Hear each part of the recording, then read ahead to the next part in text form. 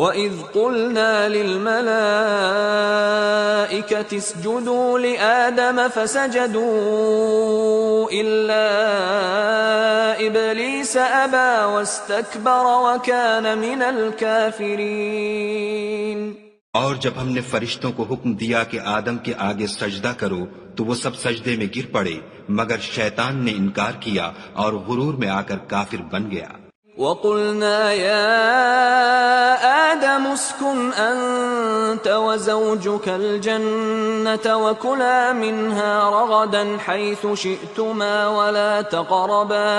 ولا تقربا هذه الشجرة فتكونا من الظالمين।